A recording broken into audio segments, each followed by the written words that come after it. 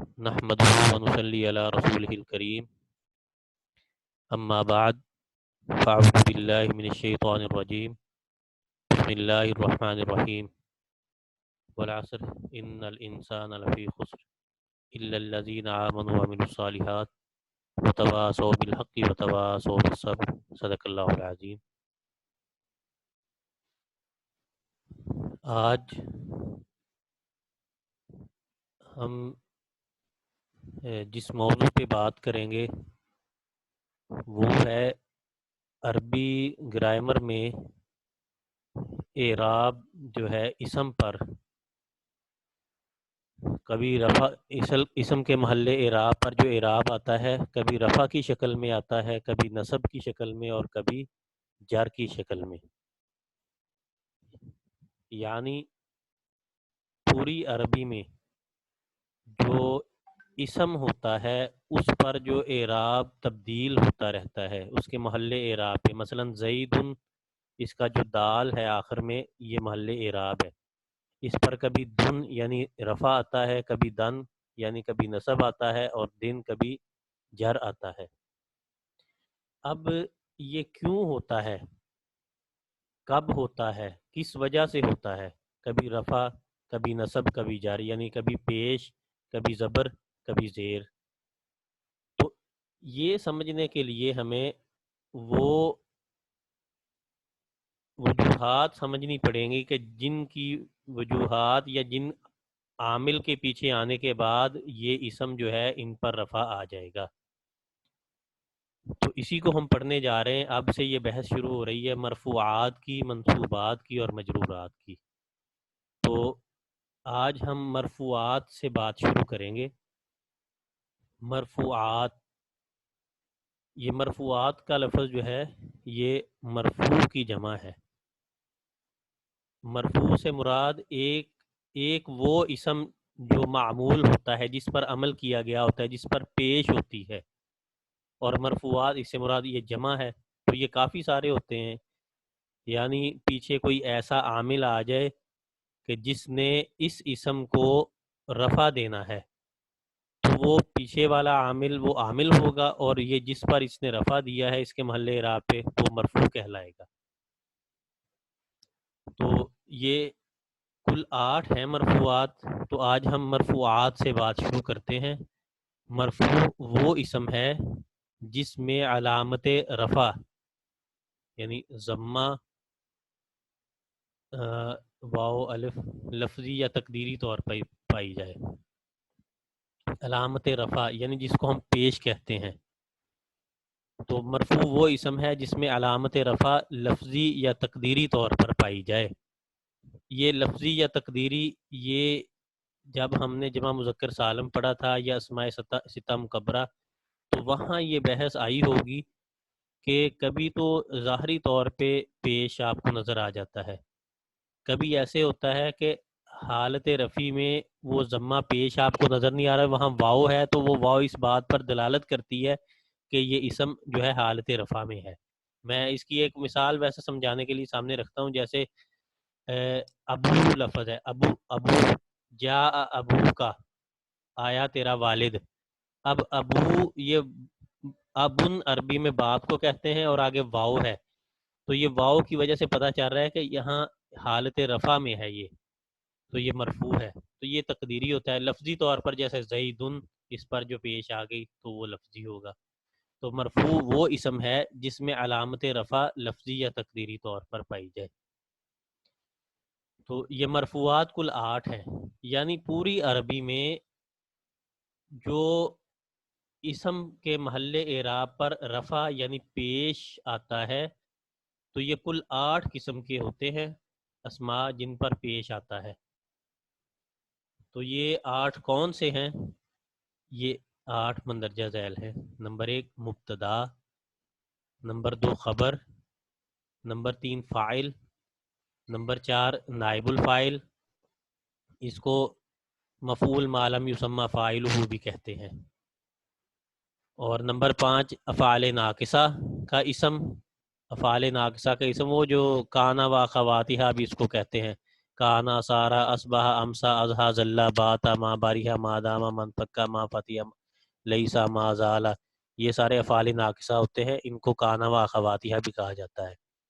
اسی طرح ما و لا مشابہ بلیسا کا اسم، یعنی ایسا ما اور ایسا لا جو لیسا کے مشابہ ہیں ان کا اسم وہ بھی مرفوع ہوتا ہے۔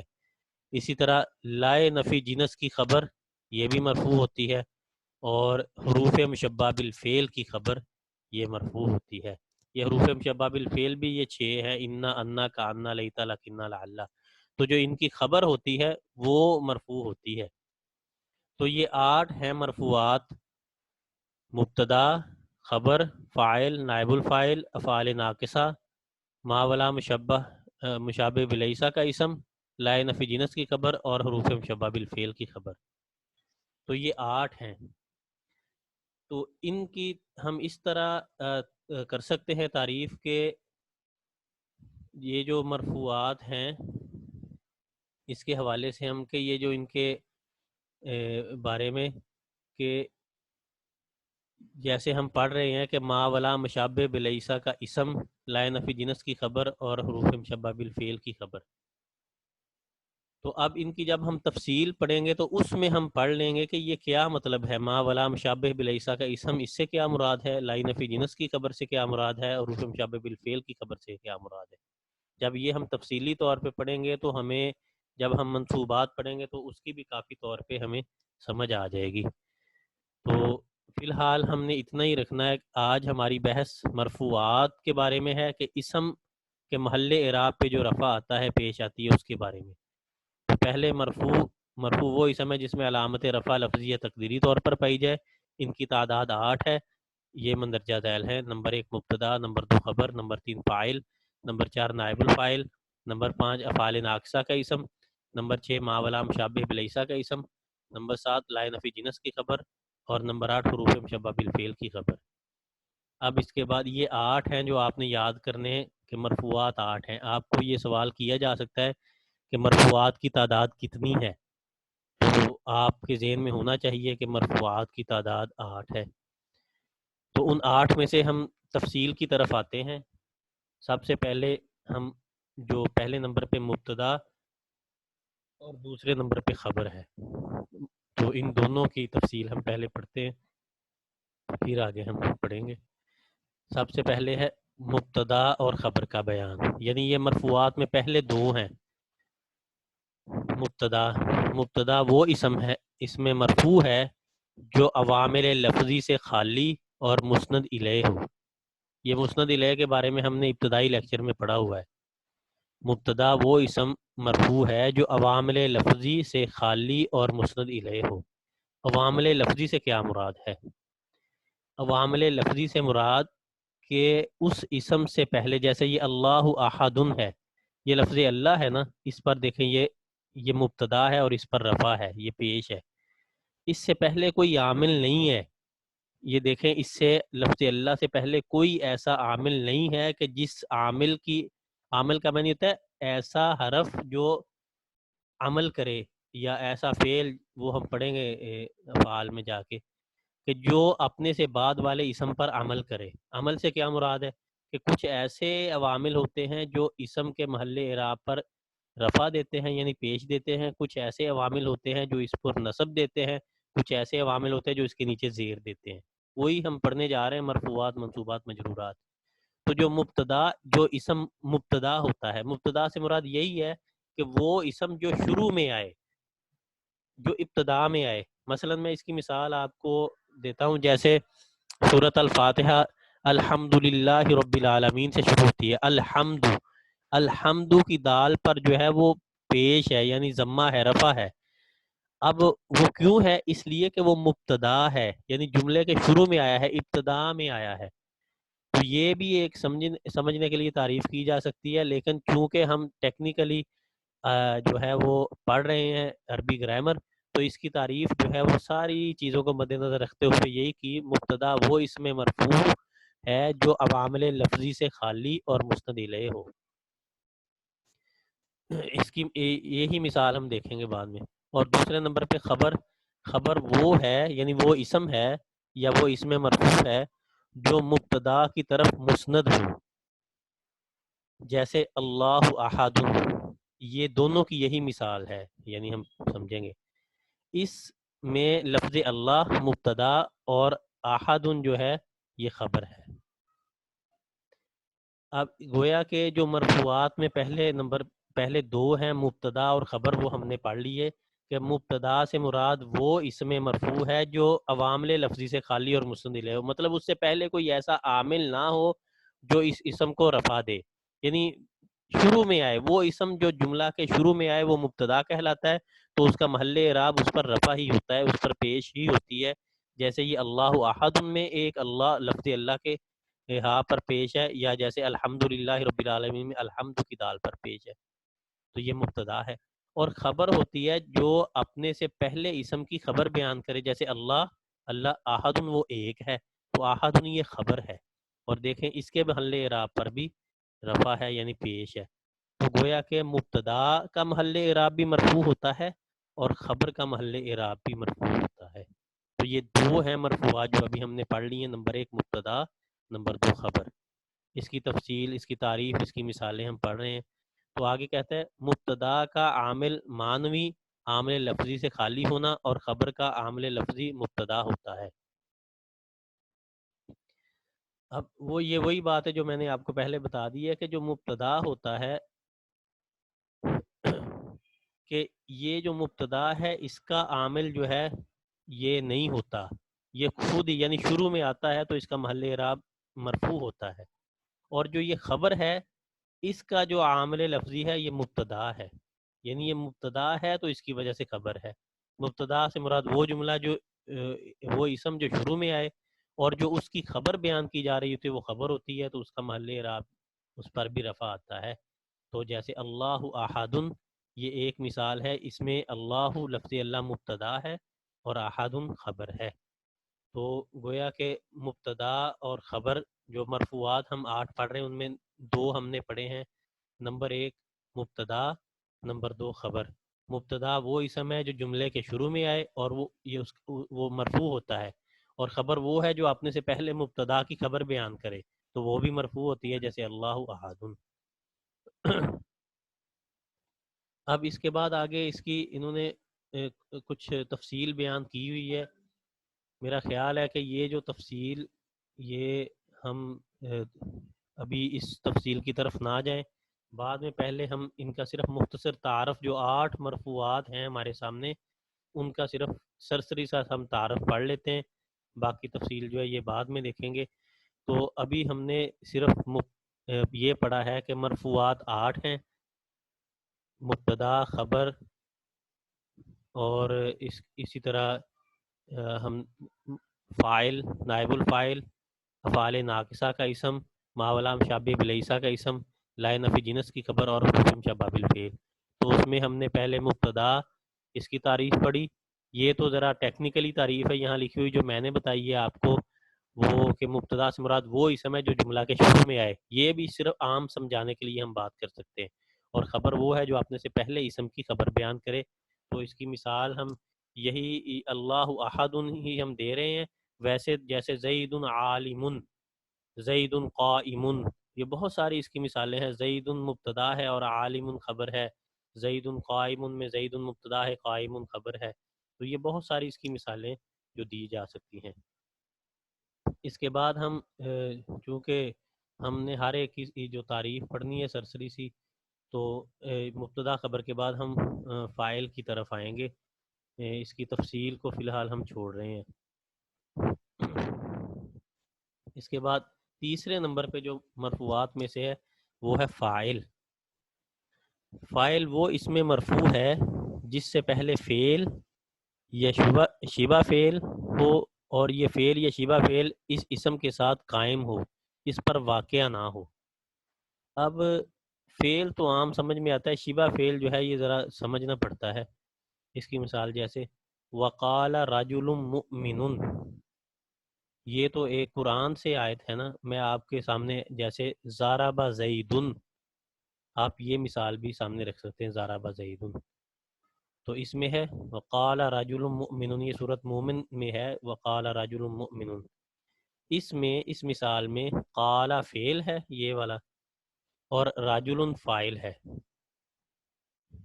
تو اسی طرح مختلفاً الوانہ دوسری مثال، اس میں مختلفاً یہ شبہ فعل ہے اور الوانہ یہ فاعل ہے. یعنی جیسے فعل کی وجہ سے اس سے اگلا اسم فاعل مرفوع ہوتا ہے، اسی طرح شبہ فعل کی وجہ سے بھی اس سے اگلا اسم اس پر رفع آتا ہے. جو تعریف کی ہے نا وہ اس میں مرفوع ہے جس سے پہلے فعل یا شبہ فعل ہو اور یہ فعل یا شبہ فعل اس اسم کے ساتھ قائم ہو، اس پر واقعہ نہ ہو، یعنی اس کے ساتھ آئے. تو اس کی دونوں کی ایک ایک مثال دی ہے، جیسے کہ آپ کے سامنے ہے یہ مثال. تو یہ اس طرح ہو گیا فاعل کہ وہ اس میں مرفوع ہے جس سے پہلے فعل یا شبہ فعل ہو اور یہ اس کے ساتھ قائم ہو، اس پر واقعہ نہ ہو. تو یہ قرآن کریم سے دونوں مثالیں آپ کے سامنے رکھی ہیں. ویسے آپ اپنی طرف سے بھی جیسے ضرب زید، ضرب فعل ہے اور زید یہ فاعل ہے اس کا، تو اس وجہ سے وہ مرفوع ہوتا ہے. تو اس میں وقال رجل مؤمن میں قال فعل اور رجل اس میں فاعل ہے. تو گویا کہ جیسے جو مبتدا ہے پوری عربی میں جو اسم مبتدا ہوگا وہ بھی مرفوع ہوگا، اسی طرح جو اس مبتدا کی خبر ہوگی اس کے محل اعراب پر بھی رفع آئے گا. اسی طرح نمبر 3 کہ جو فعل کے بعد فاعل آئے گا اس کے محل اعراب پر بھی رفع ہوگا. جیسے یہ راجل یہ اسم ہے اور اس کے لام محل اعراب پر آپ کے سامنے ہے کہ یہ رفع ہے. تو یہ 3 ہو گئے مرفوعات جو ہم پڑھ رہے تھے. اب اس کے بعد چوتھے نمبر پہ ہم آئیں گے نائب الفاعل جو ہم نے پڑھا تھا کہ نائب الفاعل وہ بھی مرفوع ہوتا ہے. یہ آپ کے سامنے اس کو مفعول ما لم یسمى فاعلہ بھی کہتے ہیں. اصل میں یہ سمجھنا پڑتا ہے، یہ ذرا آپ غور کیجیے گا. یہاں ذرا تھوڑی سی یہ بحث مشکل انداز میں لکھی ہوئی ہے، میں پہلے آپ کو آسان انداز سے سمجھانے کی کوشش کرتا ہوں. ہم جو جملہ فعلیہ ہوتا ہے عام طور پہ وہ فعل، فاعل اور مفعول پر مشتمل ہوتا ہے. فعل ہم نے یہ پڑھا ہے کہ فعل ماضی ہو یا مضارع ہو معروف بھی ہوتا ہے مجہول بھی ہوتا ہے. تو جو فعل ماضی یا مضارع معروف ہو تو اس کے بعد فاعل بھی ہوتا ہے یا اس کے لیے مفعول کی بھی ضرورت پڑتی ہے اگر وہ متعدی ہو. تو اس میں پہلا فعل ہوتا ہے، پھر دوسرا فاعل ہوتا ہے اور تیسرا مفعول ہوتا ہے. جیسے ضرب زید عمرا، یہ ایک مثال آپ اپنے ذہن میں رکھیں تو اس سے آپ کو امید ہے کہ یہ نائب الفاعل کی بحث یا مفعول ما لم یسمى فاعلہ کی بحث سمجھ آ سکتی ہے. یہ ذہن میں رکھیں. میں عام مثال دے رہا ہوں، ضرب زید عمرا. اس مثال میں ضرب جو ہے یہ فعل ہے، زید جو ہے یہ فاعل ہے اور عمرن یہ مفعول ہے. اب آپ یہ مثال فاعل کے بارے میں بھی دے سکتے ہیں، ضرب زید، ضرب فعل اور زید کی دال کے محل اعراب پر رفع ہے کیونکہ یہ فاعل ہے. اب میں سمجھانا نائب الفاعل آپ کو چاہ رہا ہوں یا مفعول ما لم یسمى فاعلہ یہ سمجھانا چاہ رہا ہوں. تو اس کے لیے میں نے جو بطور نمونہ آپ کے سامنے مثال رکھی ہے وہ ہے ضرب زید عمرا. اب ضرب جو ہے یہ فعل ہے اس مثال میں، زید فاعل ہے اور عمرن مفعول ہے. یہ اس کا ترجمہ ہے زید نے عمر کو مارا. اب جو نائب الفاعل ہوتا ہے اس کی دو طرح ہم تعریف کر سکتے ہیں. ایک تو یہ کر سکتے ہیں کہ نائب الفاعل سے مراد وہ اس میں مرفوع ہے جو فعل مجہول کے بعد آئے. ٹھیک ہے، ایک تو یہ مثلا یہی یہ ضرب زید عمرا کو ہم ضربہ کو فعل مجہول کریں گے تو ضربہ ہو جائے گا. ضربہ فعل ماضی معروف ہے اور ضربہ جو ہے یہ فعل ماضی مجہول ہے تو ضربہ ہو گیا. تو امرن کو ہم نے کر دیا امرن، ضربہ امرن. تو یہ جو امرن لفظ ہے یہ نائب الفاعل ہے کیونکہ یہ ضربہ فعل ماضی مجہول کے بعد آیا ہے. ایک تو اس کی یہ تعریف ہم کر سکتے ہیں نائب الفاعل کی کہ نائب الفاعل سے مراد وہ اس میں مرفوع ہے جو فعل مجہول کے بعد آئے. تو ایک اور طرح ہمیں اس کو سمجھنا پڑے گا. دوسرا یہ ہے کہ اس سے مراد ایسا مفعول ہے کہ جس کے فاعل کا نام نہ لیا گیا ہو۔ کیا مطلب ہے؟ مطلب یہ ہے کہ جیسے میں نے ضرب زید امرن آپ کے سامنے ایک مثال رکھی ہے، اس میں ضرب فعل ہے، زید فاعل ہے۔ اب جب ہم نے نائب الفاعل بنانا ہے نا تو کیا کرنا ہے، یہ زید کو ختم کر دینا ہے، اور پہلے جو فعل ہے اس کو معروف سے مجہول کر دینا ہے، جیسے ضربہ کو ضریبہ کر دیا، زید کو ختم کر دیا۔ اب یہ جو مفعول تھا نا امرن، اس کو زیدن کی جگہ پہ لے آئے، امرن کر دیا تو ضریبہ امرن ہو گیا، یعنی گویا کہ ضربہ زیدن امرن سے ضریبہ امرن ہو گیا۔ تو یہ جو امرن ہے یہ نائب الفاعل بنا، یعنی یہ ایسا مفعول کہ جس کے فاعل کا نام نہیں لیا گیا۔ یہ وہی چیز ہے جس کو ہم جب پڑھتے ہیں تو ایکٹیو اور پیسیو انگریزی میں پڑھتے ہیں نا، یہ وہی چیز ہے کہ پہلے تھا عمومی طور پہ فعل، فاعل اور مفعول، جیسے ضربہ زید امرن، لیکن پھر ہم نے جب نائب الفاعل بنایا تو کیا کیا، ضریب امرن کر دیا۔ ضربہ زید امرن کا معنی ہے زید نے امر کو مارا، اور ضریب امرن کا معنی ہے امر مارا گیا، تو مفہوم تو وہی ہے، یعنی کہ ضریب امرن امر مارا گیا، یا ضرب زید امرن زید نے امر کو مارا۔ بس سمجھنا یہ مقصود ہے کہ جس طرح فاعل جو ہے یہ مرفوع ہوتا ہے، اسی طرح جو فعل مجہول کے بعد نائب الفاعل آتا ہے اس کے محل اعراب پر بھی رفع آتا ہے، جیسا کہ ضرب زید امرن کو جب ہم نے اس میں امرن کو نائب الفاعل بنایا تو وہ ضریب امرن ہو گیا، تو امرن جو ہے چونکہ یہ نائب الفاعل ہے اس لیے یہ مرفوع ہے۔ تو یہ اس کو آپ نے اس طرح یہ بات سمجھنی ہے۔ میرا خیال ہے کہ آج کے لیکچر میں یہ مرفوعات، 4 مرفوعات ہم نے پڑھے ہیں، یہ اتنا ہی کافی ہے، آپ اس کو ازبر کیجئے گا۔ اس کو اس طرح آپ خلاصے کے طور پر لیں کہ عربی زبان و ادب میں جو مرفوعات یعنی وہ معمول جن پر پیش آتی ہے، جن پر رفع آتا ہے، ان کی تعداد پوری عربی میں 8 ہے، یعنی پوری عربی میں قرآن کریم ہو، حدیث ہو، عربی لٹریچر ہو، آپ نکال کے دیکھیں کسی بھی اسم پر کے محل اعراب پر اگر رفع یعنی پیش ہے نا، تو یہ جو 8 ہم پڑھیں گے نا، ان 8 میں سے کوئی ایک وجہ ہوگی جس کی وجہ سے اس پر وہ پیش آئے گی۔ تو آج ہم نے 4 پڑھے ہیں، نمبر 1 مبتدا، نمبر 2 خبر، نمبر 3 فاعل، اور نمبر 4 نائب الفاعل۔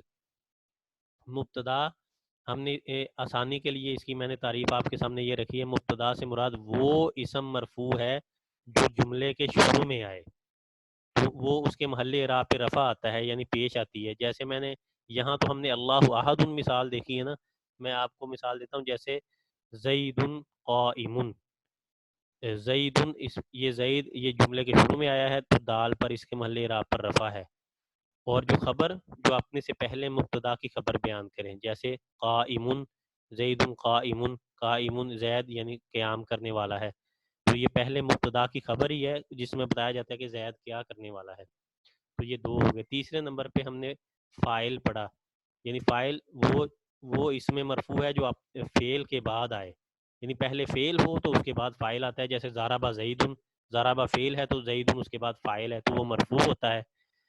اور چوتھے نمبر پہ جو ہم نے پڑھا وہ ہے نائب الفاعل، اس کو مفعول ما لم یسمى فاعلہ بھی کہتے ہیں۔ مفعول ما لم یسمى فاعلہ کا ترجمہ ایسا مفعول کہ جس کے فاعل کا نام نہ لیا گیا ہو، تو وہ میں نے آپ کو سمجھا دیا ہے کہ جیسے ضرب زید امرن میں زید کو ختم کر کے اس کی جگہ پہ امرن کو لے آئے اور فعل کو مجہول کر دیے تو ضرب امرن ہو گیا، تو امرن نائب الفاعل ہے اور یہ مفعول ما لم یسمى فاعلہ بھی ہے اور یہ مرفوع بھی ہوتا ہے۔